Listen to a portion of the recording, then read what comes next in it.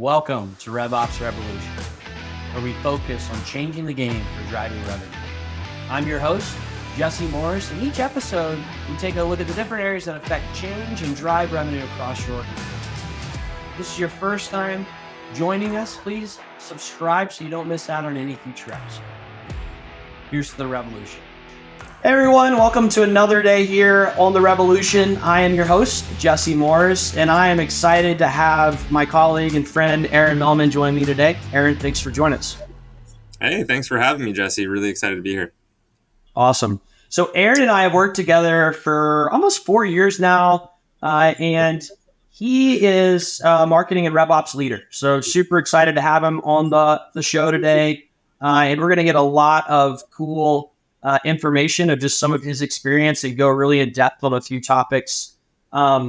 He works currently at a software cybersecurity, IT security company called Aiden Technologies. And like he and I have had the fun and privilege of getting to solve some big challenges that most of us that work in this space have to solve day in and day out. But Aiden, I'd love for you to tell us a little bit more about yourself. Yeah, sure. So I have a little bit of a unique background. I feel like every time I listen to a podcast, every marketer says that, right? But my background started off a little while back as a television producer. I was traveling the world for about 5 years, documenting and telling stories for networks like Animal Planet, Discovery Channel, National Geographic, BBC. And it was a lot of fun. I cut my teeth telling story for some really, really big shows. But it took a toll on my life. I wanted to kind of settle down and met the right person. And so what I did was I ended up taking what I learned telling stories, for these networks, and documenting these really interesting people, to marketing. Started my own production company for small businesses, creating content.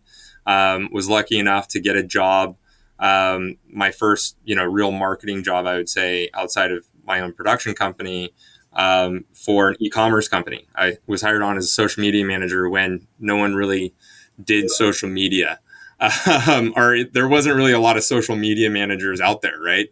And so I worked in e-commerce. That was a lot of fun. Started, branched off and started working in B2B because I just found a fascination with B2B, and headed up some marketing agencies, doing some B2B strategy.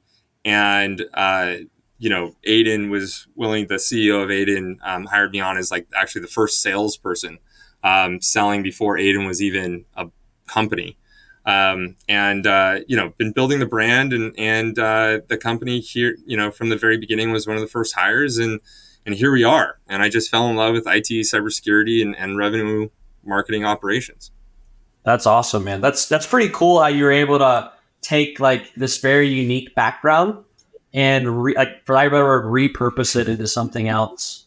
When you look back at that time in life where you were doing all these amazing, traveling and did you think, when you look at yourself then, would you be like, I could actually see myself in this role now? Were you always drawn to this, Rev Ops, marketing ops side of things? Or do you feel like this is kind of like a newly kindled passion, kind of building on some of your creativity from before? That's a really good question. So I was always just, loved creativity. I felt kind of out of place in television. I really love the adventure aspect. I got to see some really cool stuff. I've seen the Northern and Southern Lights.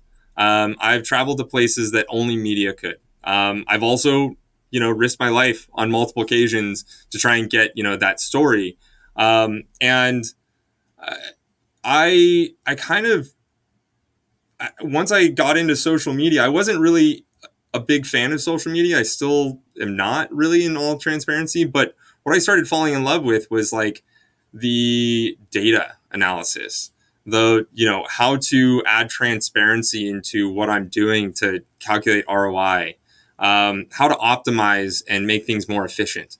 And so I would say that, in the beginning, I was always, interested in technology, But my love and passion for technology and software and revenue and marketing really kind of snowballed once I got into that first, e-commerce, social media role. And then it just was no looking back.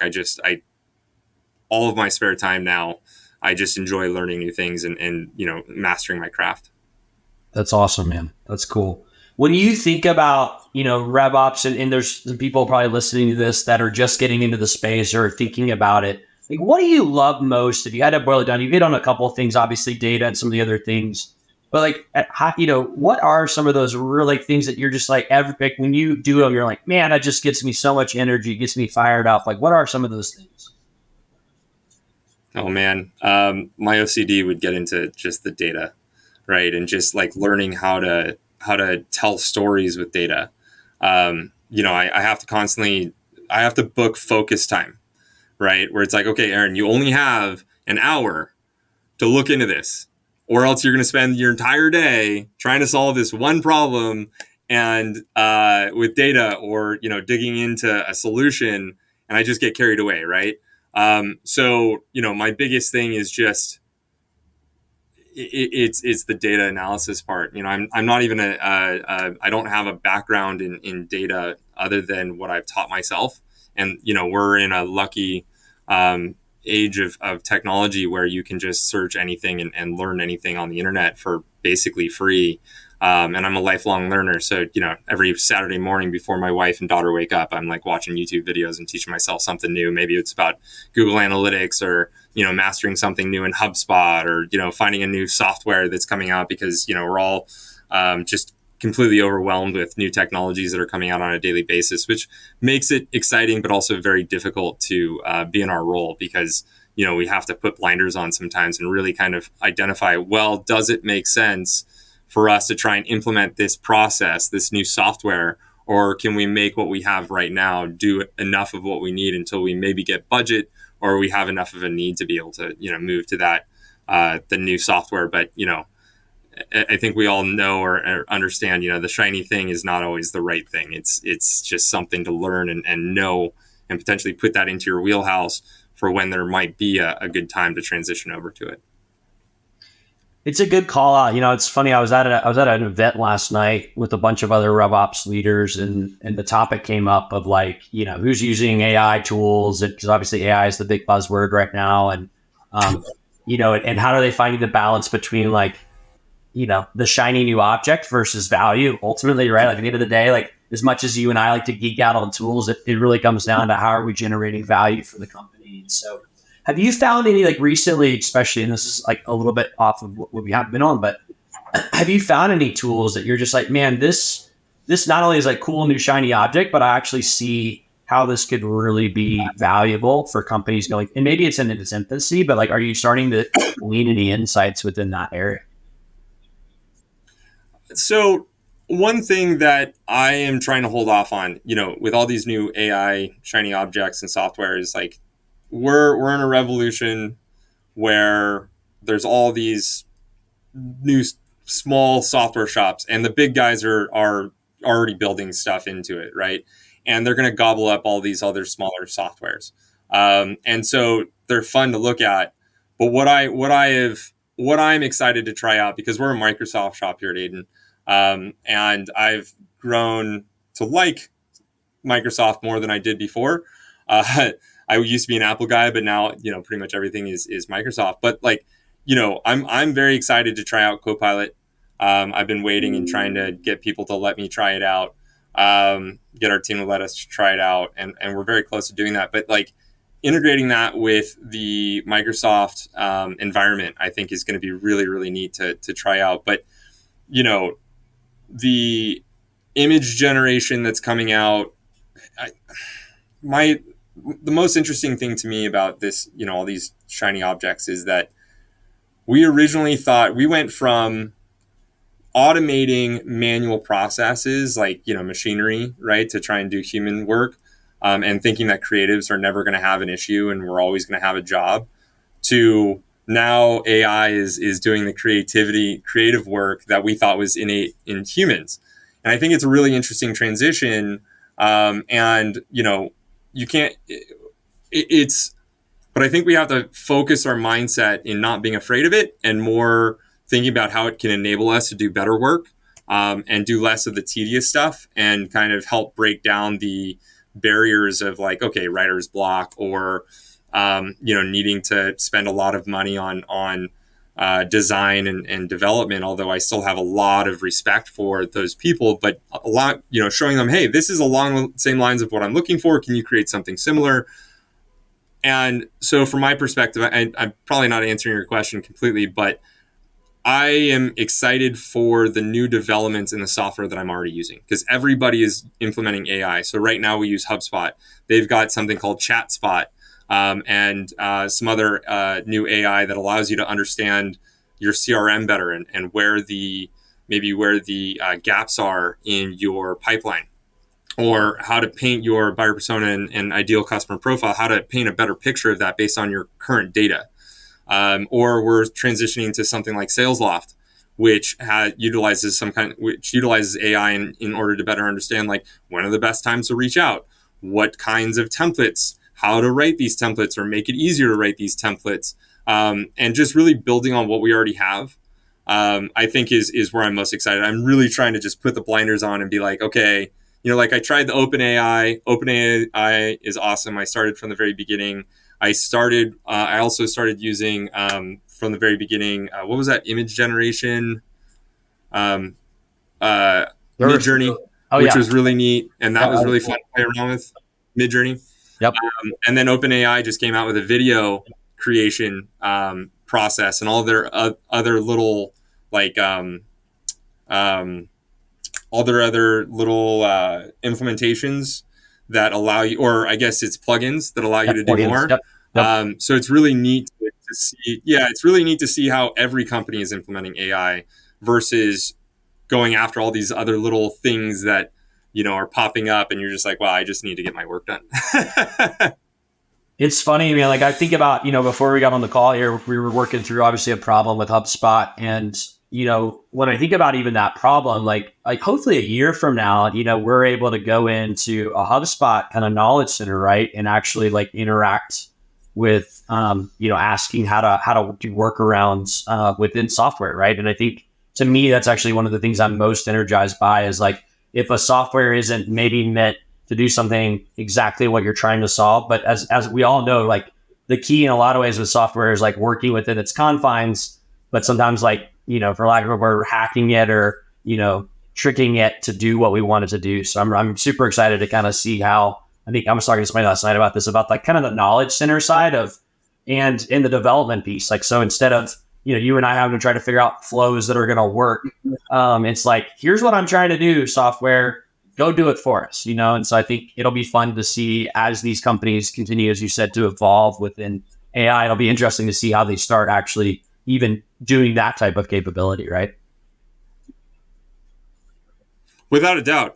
So Zapier actually has already implemented that, interestingly enough. Although I try and work within the tech, I think you and I both would agree, like trying to work within the technologies that you're already using, so that way you're not making things more complex, which is, part of a Rev Ops issue. Because if you're in operations at all, you want to make things more efficient, and you want to work with the tools that you have versus having to spend excess money and then, trying to figure out how to solve problems. You have so many complexities in one type of, process. You're like, man, I don't even know what broke. So you spend so much time trying to solve it versus working within one platform. That's something actually, you've helped me to really focus on, because I still really like Zapier, because there are a lot of things that you can do without spending a lot of money. We all know HubSpot can be really expensive depending on what you're trying to implement. But, Zapier can do that, and it's really neat. But I think a lot of these other technologies are catching up to what Zapier is trying to do. And so I think we just have to be a little patient and deal with what we got. Yeah, I couldn't agree more. When you think about like some of the big challenges as we go into this year, and even just, within Rev Ops marketing, what are some of the big challenges you're trying to solve for right now? Man, I would say really making a clear connection with return on investment. That our efforts from a marketing standpoint are are working, and then being able to track those all the way through to when we start generating the revenue, right? And that can take a long time, can take a lot of work. You and I have been both working on this, a solution for that for Aiden for a long time, and just on other projects. But I think that the biggest challenge, is really making sure to get your team aligned with what your strategies are and what your goals are and what the outcomes are, and building those so it's clear. So, for example, we are putting a lot of work and effort into events. Like, those are really killing it for us. And last year was a huge year for us. We did this event. It was a legal specific event called ILTACon. If anyone is interested in trying to get into legal, especially B2B or whatever it is, I would highly suggest going there. It's a wonderful community. But long story short, myself and our CEO went, and we generated something like 30 or 40 new opportunities, right? And it wasn't just the challenge of trying to get all those opportunities across the line, but it was also a challenge of making sure that we track them. And one beautiful thing about HubSpot, I'm not here to promote HubSpot, I'm not sponsored by HubSpot, but you can see it really helps to see, both from a marketing and sales side, all the work that goes in and being able to track attribution, and being able to say, hey, we did ILTACon last year, and it cost us, let's just shoot out a number like 40K, and we were able to close $600,000 in business. So you can see that multiple, right? And you can also see all the work that was done by sales teams, et cetera, and be able to really dig in and say, okay, we got 6x return on our investment, right? And be able to immediately say, that was a good decision. Let's make it better for next year. How can we increase our return on investment, decrease our amount of effort, and better track and optimize our entire process? So that way, every single time we do that event or any other, event, that you have the entire process mapped out and the entire strategy built out, and everybody is on the same page. That's the beauty of what we do, is that if you're able to align all of that, people come back to you and my team will say, like, wow, you were able to track all of that. You were able to see all of that. And you're like, yeah. And the next time you say, I want to do that event again, or I want to do this event, or I want to, try this strategy out, they're going to feel confident that you're able to produce that ROI, and that you are basing it off of, the knowledge and the systems that you put in place. But it takes a lot to get there, right? Like, I think you and I have just, banged our heads together quite a few times, where we're just like, how do we do this? Or how do we get around this? Or how do we communicate this to the team? How do we get everybody on board? And it's just being persistent and really diving into the details. For example, something that you and I implemented, which were deal source and deal source detail. And this is something that I've communicated to quite a few people, because they have a hard time tracking attribution. Right. And so if you look at it from a high level, deal source is like event, or like webinar, partner, employee, cold outreach, whatever it is. And then deal source detail is like event, ILTACon 2023, event, or webinar, XYZ date, right? And that way you can also replicate that in your campaigns, right? And once you are able to align your campaigns, you can see the marketing effort. And then once you're able to and the lead source and lead source detail, and you have it seamless across and the same. So that way you can see where the lead came from, that they turned into an MQL, then to an SQL or sales accepted lead, whatever your process is, to either a customer closed lost, and then putting in the pain points and the pain point details of what their problem is, and then also the closed won reason or the closed loss reason, and making sure that your team understands the value of putting those things in there really helps you to not only see where your resources are being spent and where your revenue is coming from and what channels, but also being able to dive in and say, hey, we were able to generate this much revenue from this buyer persona or this ideal customer profile. And where else can we find similar people like this? Or how can we dial in and optimize who we're reaching out to? So for example, one of my quarterly goals for this quarter is to really dive into those details. Look at all of our pain points and why people are coming to us and at what stage in their career they are. So did they just join the company, or had they been there for a long time? What level they're at? And then also figuring out like the revenue of the company, which is great because HubSpot automatically creates that, right?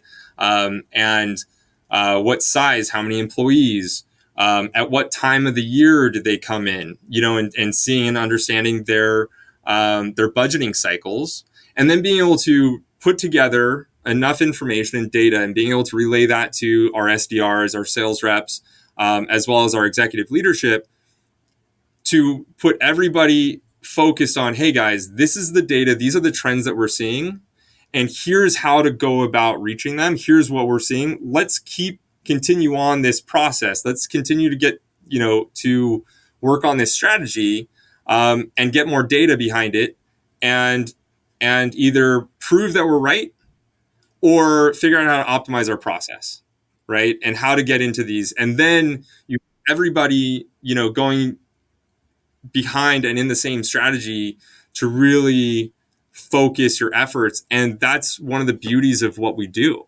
is being able to not only just identify trends, but then create hypotheses off of these trends and put the entire team behind it and a strategy behind it. And then figuring out where those gaps are and filling those gaps really helps to, grow your company, but also not only grow your company and your revenue, but also grow the trust that your team has in you, and become really that expert that you are. But you also, some people don't always have all of the tools. You got to work with what you got. But I would say that, that kind of strategy and putting that every element in place has really changed the way we do things, right? And that's why we knew, I know the conversion rate from our events. And our conversion rate from events from our network, or our partners and our advisors, through the roof. Where are we focusing our money and our attention? Referrals and events. And guess what? It's working. I think it's awesome, man. I think one of the fun things it's been, I've been with you as well from the beginning, right? Before Aiden was actually Aiden. And it's interesting because most companies don't really start thinking about, honestly, data and systems and process till later typically.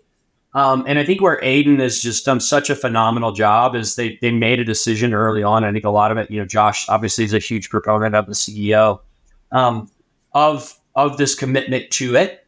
And I think what's really cool is it's been fun to see the evolution and even just even the ability to have the conversations. But you hit on something really key behind that, and that's the trust with the team. And so it's really easy, I think, in our roles to sit here and be like, okay, we're going to put all these data fields in, and we're going to hopefully create good business process, and hopefully, fingers crossed, the reps actually fill in data, which everybody who's listening to this that knows, works in this area knows that can be painful. I think something that you have done a phenomenal job working with your leadership team on is actually showing them how is the information being used and being help driving the company forward, right? So it's not just this accountability thing or black box, or we're being difficult people to make you input information, sales rep, into the system. But actually, here's the impacts that we see it driving forward. Because at the end of the day, I think the one common ground you can find across a company, hopefully, is everybody's desire to win. And a lot of that obviously is helping your customers and your prospects win.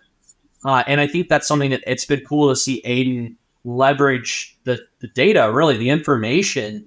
And I think the reps pick up on it, right? They see okay, I don't love inputting all this information, but I do see the value that it gets us back, which is more pipeline, ultimately at the end of the day. And I think, it's cool to see too, how, you guys have have focused your marketing efforts? I think a lot of these companies out there it's the spray and pray mentality. And even like ads, you and I talked about ads early on. Um, and I think, that's a hard one for a lot of companies to kind of let go of. But you clearly see in your data and it's not to say you completely walk away from strategies, but you're making your biggest bets in the areas that you're getting your biggest ROI. And I think that's the thing that I think is so powerful about what we get to do day in and day out is it's not systems for system's sake or data for data's sake. It's actually all focused around driving the most value for the company. And I think you guys have done just such an exceptional job at that. So that's awesome.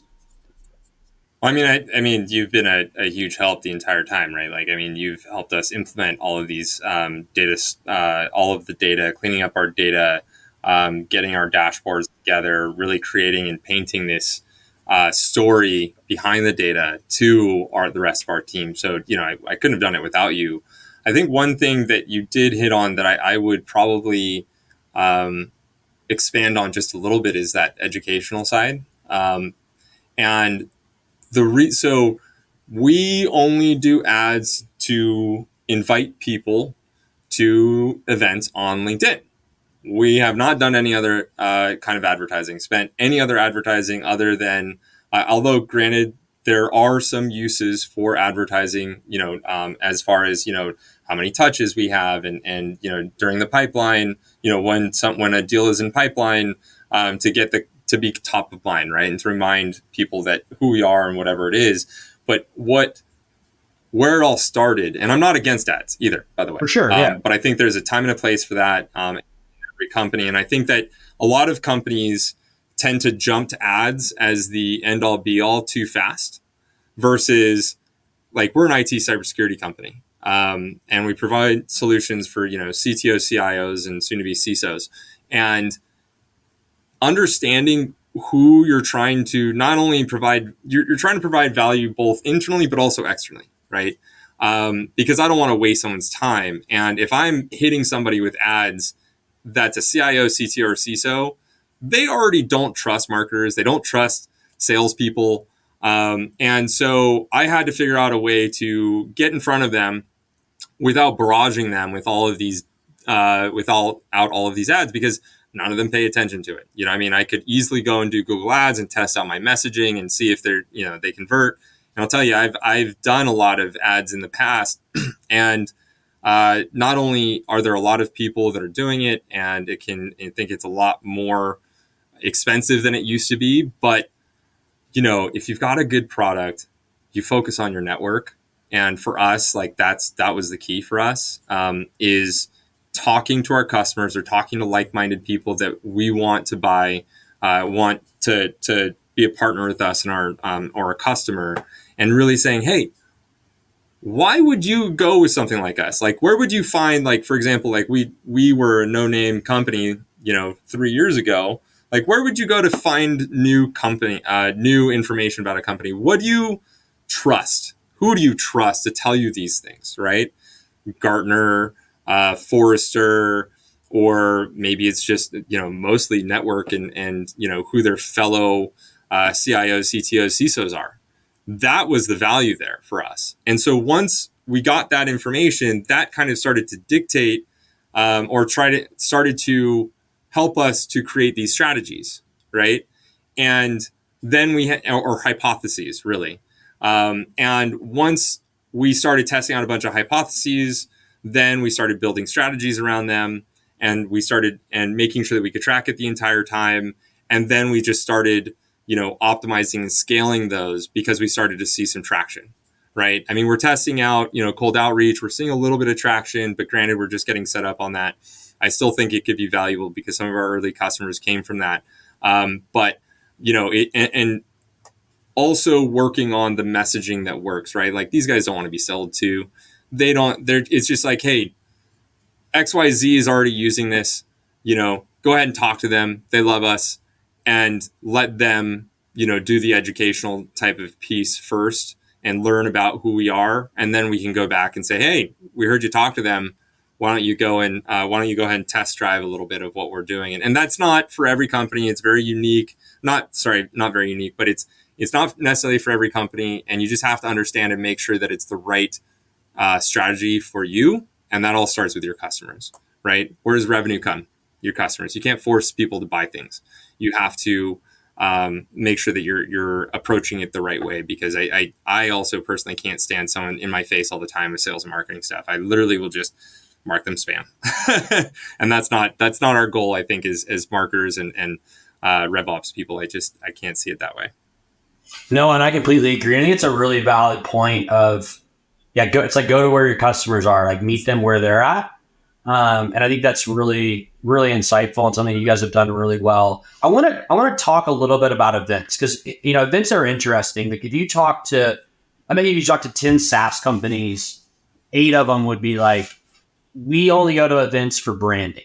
Like if they really boiled it down, like we go to events because by not being there, it communicates something in the marketplace, and it's good networking for our peer or fellow potential referral partners, and even maybe existing customers. But most of them, I think, would say that they aren't seeing the ROI or value from events. I think obviously you guys have done complete opposite, where a lot of your focus and energy is on events. Like I think it would be really helpful for us to go in detail around like what are some of the things that you guys are doing that is making these events so successful? Like what are some of those things that you make you stand out, that are driving? We talked about, even this year, you got a really good year, but you're like, hey, there's some things we can do even next year. What are some of those things that make you stand out and really drive ROI for events? So my first suggestion for any event, because as we all know, they can be very expensive and be great or a flop. And I was just listening to a podcast where they were talking a lot of trash about events, and kind of came off with like, oh, it's just branding and you're not going to get any leads from it and all this other BS. And it was really unfortunate that they were talking like that, because it just means you didn't have a really good strategy in place. And you didn't pick potentially the right event for you. And so for us, something that has been ingrained in my mind is bullets, not cannonballs, or bullets, then cannonballs. So you shoot a bullet. So a small investment. All right. So let's just go and see what this event is all about. And listen and talk to other people that have done this event, and see what their strategy has been, right? Like we're not always first movers. And with the amount of budget that we don't have really, we can't be first movers. So we can't go and spend a ton of money on, some booth and spend, $100,000 and we get lost in the sauce. Unless you can invest in that, you really just get lost in it. You just become part of the sea of people and part of the noise instead of, a signal. So what we've done, I actually had our events and content specialists create like a decision tree. And the decision tree is based on like, okay, things like where's the location? Do we have a sales rep in that location? Because that will decrease your costs. Or is there a good saturation of the type of industry, the companies in the industry that you're looking for? And one thing that we're really focusing on is industry first. And so like right now, we've really broken into financial services and law firms. They work really well for us because they really love what we do. And so then we start researching the different events, but we shot a couple bullets last year of like super in-person, intimate events where like it was only one and maybe one other vendor. We paid for dinner at a really nice place. It wasn't very salesy, and we just wanted to see if that would work for us. It might not work for everybody. And you had said something like, about SaaS, and I think it also depends on your strategy. We're actually a solution. So we have a service and a software.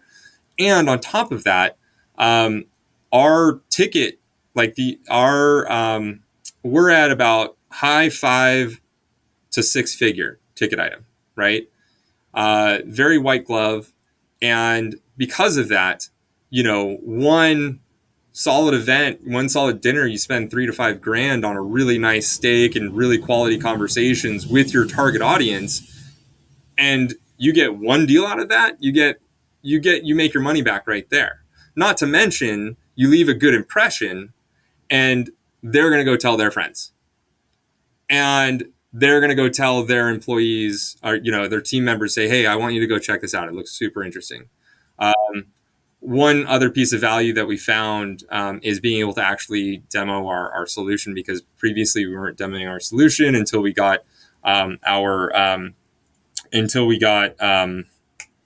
some legalities in place. But long story short, like, we really want to be focused on the tip of the spear and figure out where those intimate conversations can be had. So even at these big events, where people have booths, like, we'll have a suite where we go and set up in-person meetings, and we schedule these meetings ahead of time for anyone, real face-to-face quality. Hey, here's you want to make sure that you control the entire experience, but like, we get events as marketers thrown at us all the time. Hey, go check out this event. We'd love for you to come. Or, hey, there's a speed dating event. You get 5 minutes with 30, C-suite executives. And you're like, okay, well, how quality of a conversation can you really have? Versus, hey, let's be a member of a industry type of high quality community. And let's go talk to these people, really ask what their problems are and what they're trying to solve, and not necessarily talk about our solution, but talk about the problem. And then once you can talk about the problem, then you can start saying, oh, well, that's interesting. Like, we've seen so-and-so solve that problem. And, I don't want to be too salesy, but they actually solved it with our solution. Would you mind checking it out?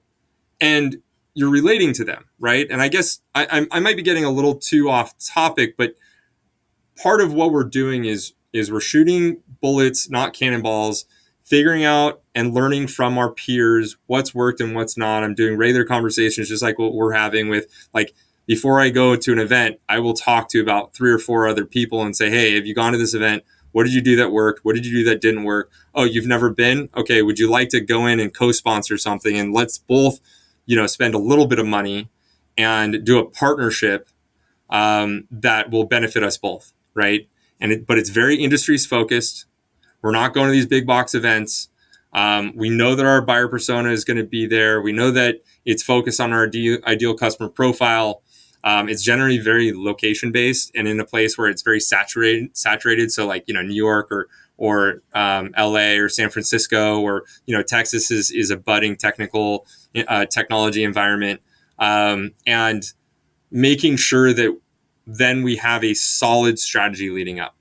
What I mean by that is, like, for Ilticon, the first thing, what we did was we actually had a customer case study webinar before the event, and we advertised for it, right? Said, hey, we're going to Ilticon, but guess what? We've got an Ilta member, and they're going to tell you why we're so great. We're not going to sit here and tell you why we're so great. They're going to tell you why we're so great and how they used us to solve a specific pain point. And then we're going to do a demo. And then, hey, guess what? Why don't you go ahead and meet us at Ilticon? Let's continue the conversation. Let's answer any questions that you have, right? It's for us, because we're doing B2B, small to medium-sized enterprise. You really kind of have to, it's not a, freemium type of service right now. Or a product. We're not, you can't just go online, sign up and test it out. You really have to kind of convince someone to spend, 6, maybe even 7 figures on a solution. And it takes a lot of just answering all of their questions, getting your customers to speak on your behalf, bringing your customers to events, and having them, do any kind of, conversation or being on a panel talking about the pain point that you're solving surrounding it.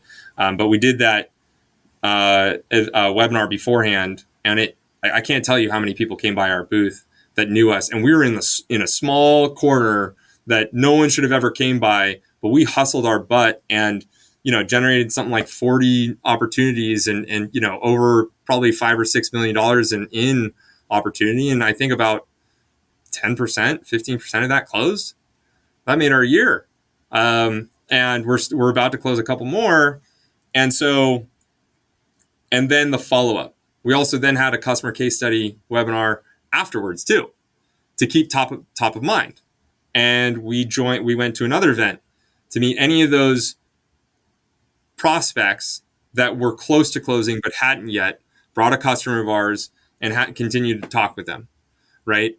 And just being top of mind, having a full-fledged strategy where you have, a month or two in advance to not just strategize, but build up momentum. We did a press release, and then we executed on the event with a bunch of, just getting people to come by, telling people who we are, educating people, and then the follow-up of, because once the event happens, your job's not done. You have to get these people to continue to talk to you, right? Depending on where you are in the buying cycle. And it was just that was the kind of strategy that worked very well for us. And that's the same kind of thing that we're doing with these in-person events. But not as heavy marketing and not enough. So we'll bring a customer to this in-person event, these dinners. And I tell my team and I both see it as like, okay, this is not for us to sell Aiden. This is for our customer to sell Aiden.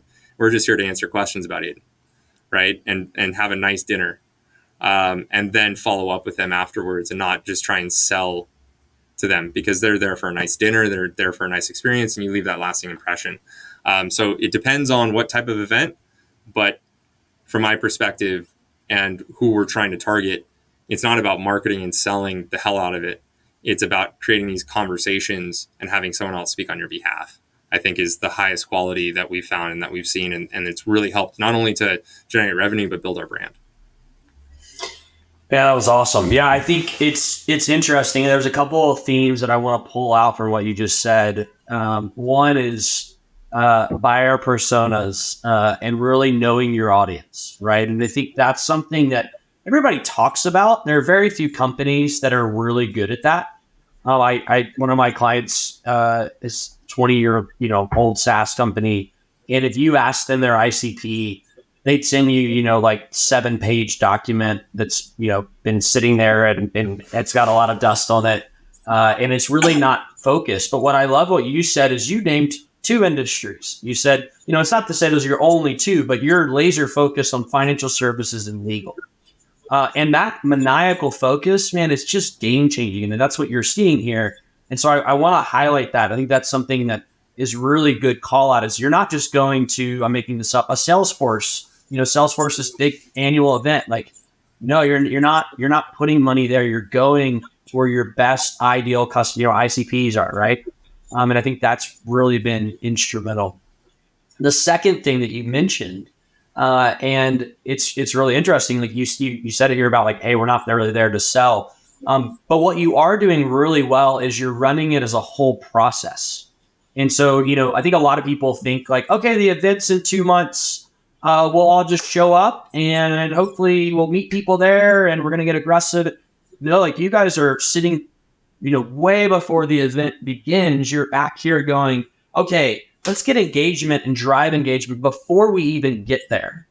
And then that momentum is built. So you're going into the event already with momentum. You're not showing up the event and hoping the event's going to produce. You're creating your own destiny, to say that kind of cheesy, but you're really creating that momentum going in, which actually does a couple things. One, obviously it drives more traffic. So when you actually get to the event, and more traffic, interestingly enough, drives more traffic, right? If people see that there's a lot of people there, that also helps. And to your point, people know other people in the industry. And so if they're hey, I'm meeting with this company called Aiden, you should too, that generates more buzz.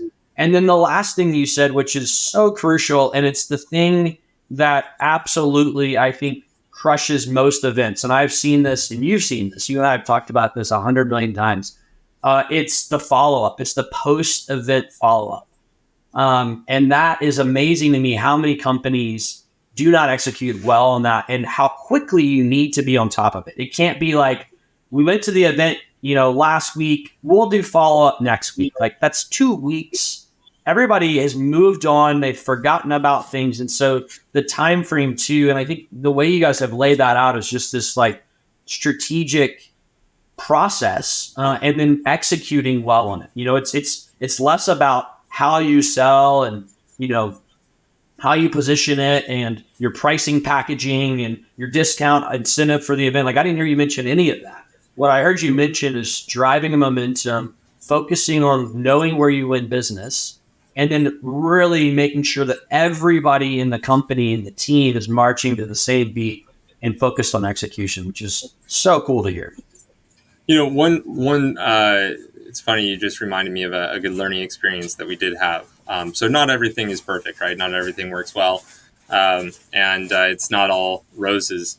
One thing that we did learn, so we did create an offer, and the offer was like overwhelmed our sales team and our customer success, and which is a good problem to have. But part of it, we created such a good offer, but we also didn't we weren't like our ideal customer profile. We were trying to create an offering for a ICP that it turned out wasn't as ideal as we had hoped, right? So we had discounted too much, or we took too much, like we offered too much, right? And ended up, eating our lunch a little bit. But it was a good learning experience, because I think you really have to, don't be afraid to make mistakes, but also, create these offers that say, hey, listen, you come by our booth, you schedule a meeting with us. Not like, oh, here's a $50 gift card. No, I'm not talking about that. I'm talking about something that's actually going to change, de-risk going with your solution, especially if you're a smaller name, and making it easy for them to make the decision, budgeting, outcome, what have you, and making these we have a 90-day money back guarantee, right? And promoting the heck out of that, de-risking it because, we're not a household name just quite yet, and making sure that that's part of your offer.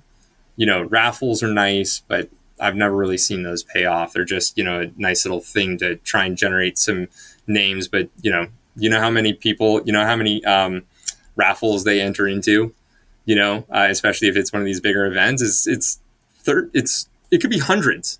How are you going to stick out versus, hey, we can solve your problem, totally de-risk your decision, and if you follow up within a certain amount of time, or I'm going to have someone follow up, you frame it and you let them know what's to come. It's like, or even better, let's schedule some time while we're at the event, or a day or two after, schedule it right then and there, and lock them in for that. Because people that, even if they have to reschedule that meeting, you're still on their calendar, right? You still have their information. You still make an impression versus let's raffle off an iPad or, whatever you want to call it. And people have enough stuff, right? But you're there to try and solve their problem.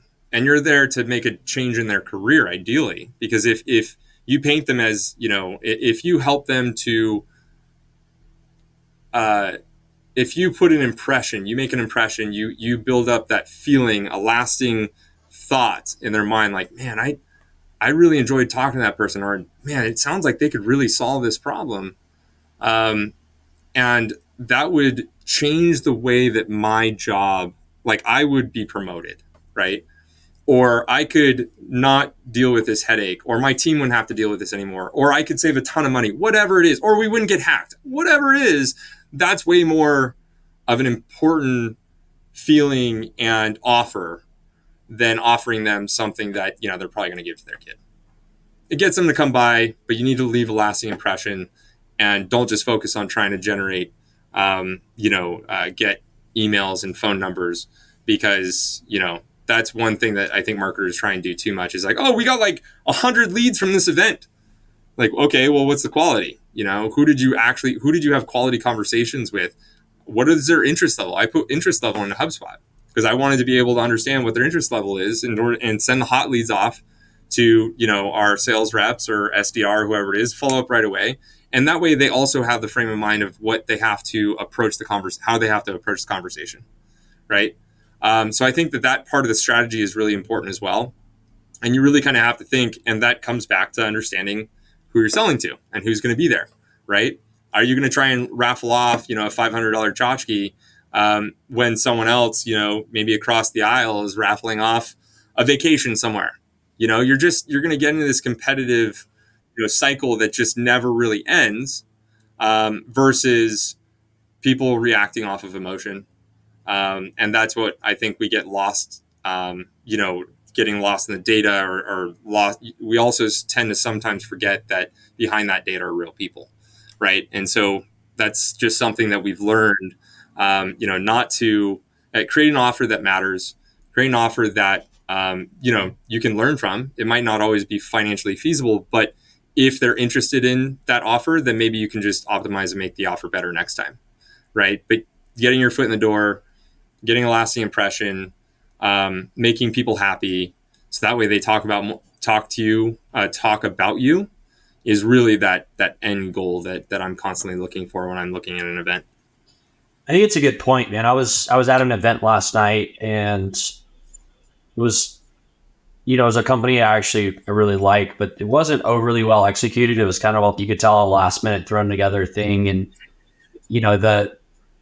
the thing they gave at the end was this, I'm going to knock it a little bit and they'll probably give me a hard time for this, but like, they gave us a little goodie bag that had a really cheap bottle of wine and a book. And nothing wrong with that, but like, it's more, to your point, it's more stuff. I don't need more stuff. It's like more clutter to put in my house.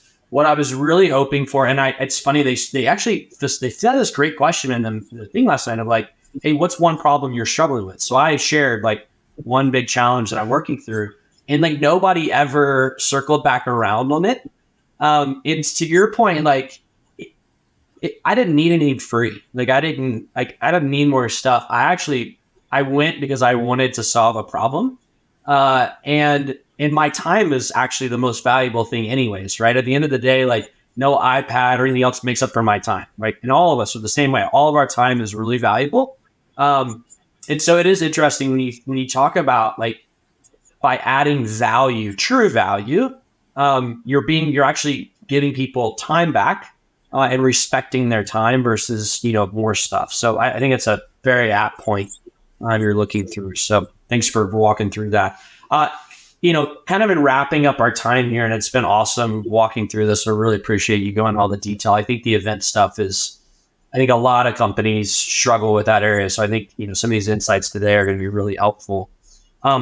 I'd love for you just, as in closing remarks here, for people that are wanting either newer to Rev Ops, marketing ops, or wanting to get into it.